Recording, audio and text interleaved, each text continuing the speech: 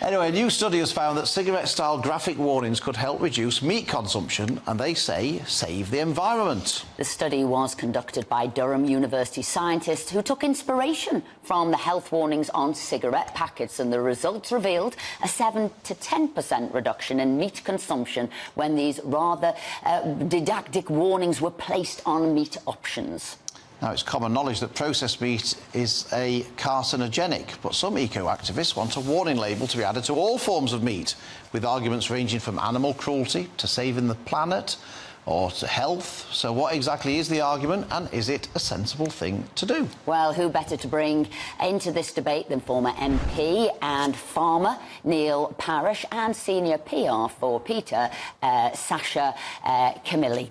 So let's bring you both in, Sasha. So let's get straight to this. Should there be cigarette-style warnings on meat products? Well, yes, absolutely. This is something that PETA and other campaigners have wanted to see happen for a long time. It's about giving people information and let them know that when they're putting meat in their shopping trolley, they are supporting an industry that is one of the leading causes behind the climate crisis and the health conditions that meat consumption could also lead to. And of course, the many, many animals who suffer a terrible life on factory farms and a horrifying death at the abattoir. And as we have seen that the warning labels on cigarettes can sometimes lead to a reduction in smoking, we sure hope that it will inspire people to choose the beans over the beef and be more conscious about what goes on their menus. Got to bring Neil Parish in there. Neil, what you've just heard there, what do you think?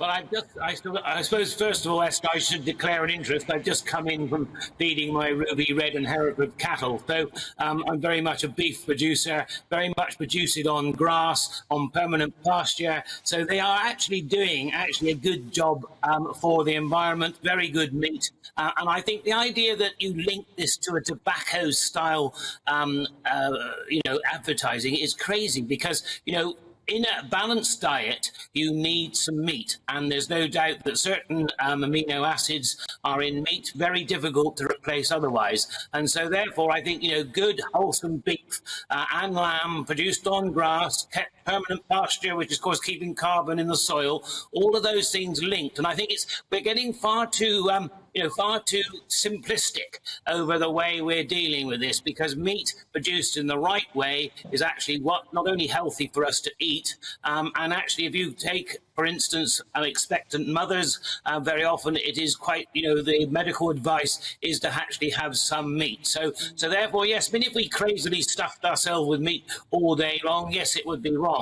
But I think, a good balanced diet with some great British beef produced on grass, keeping the carbon in the soil, I think is very good. And I think we're beginning to come to a crazy world, which I'd like to stop. Neil, the point is, though, Sasha's point is that you've just put labels on there. I mean, as long as the labels have got accurate information on there, what's the problem? I mean, people can then choose to read it and take notice of it, or they can choose to ignore it, as you perhaps would encourage them to do. But as long as the information on the label is accurate, why would you object to that?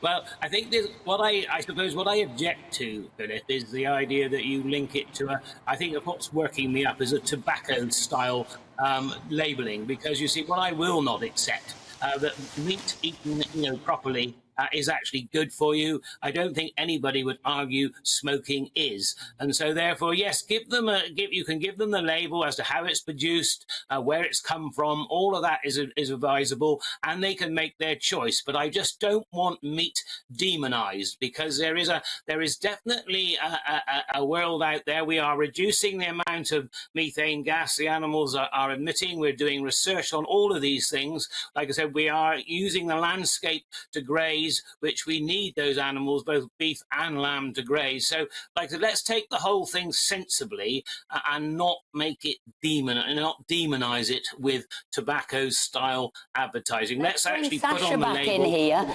Sasha. It is a silly comparison, isn't it? Meat is good for you.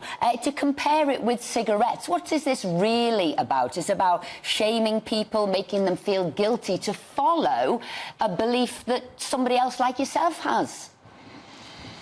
Well, no, not at all. It wouldn't be. It would just be about giving people all of the facts. It is a fact that meat consumption, as it stands, is a huge cause of climate issues and the crisis that is affecting the whole planet.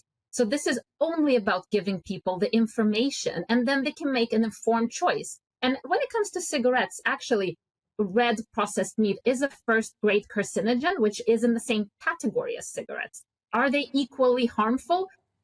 No, but they are in the same category, and people deserve to know also what they are contributing to when it comes to health and the climate crisis. And we've had leading dietary associations across the world confirm that a vegan diet is appropriate for all stages of life. And we actually encourage people to Let's try it bring now. Neil in there. He's shaking his head violently.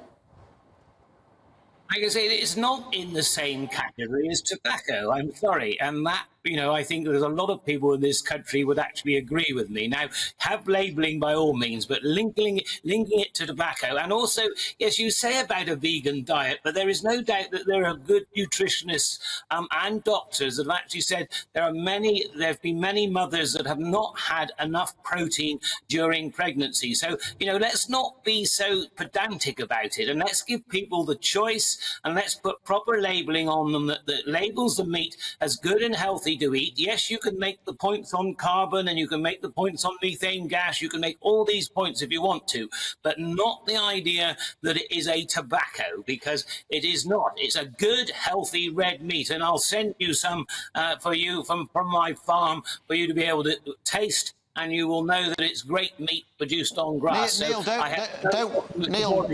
don't waste it on Sasha. Send it to me and Esther. We'll actually eat it. But talking about the carbon count, you're talking about local produce produced here in the UK. What about beans that come from abroad, avocados that come from abroad, the water that's used for that, for almonds, etc., all of the milk substitutes? They can't. That's not good, Sasha. Well, first of all, it's not only vegans eating these products. Most people consume all of those, but also it is possible to grow beans in the UK. There are companies that actually grow locally made pulses, lentils, chickpeas. So it is a possibility, and you can make more planet-friendly choices on a vegan diet. It's all about getting the information right, but science has shown us that overall, even the lowest impact meat still has a higher environmental impact than the highest plant option. So overall, the science is quite clear on most forms of meat being incredibly damaging to the environment because of greenhouse gases, because of water use, land and water pollution. So it is something that people should be aware of when they're in the supermarket. Thank you very much indeed. You've made them aware of it, and you too, Neil Parish. Thanks for joining us. We did actually do a poll. We did do a poll about this to say whether or not there should be health warnings on meat products. 4% said that there should be one for health reasons. 1% said there should be warnings on meat for climate reasons.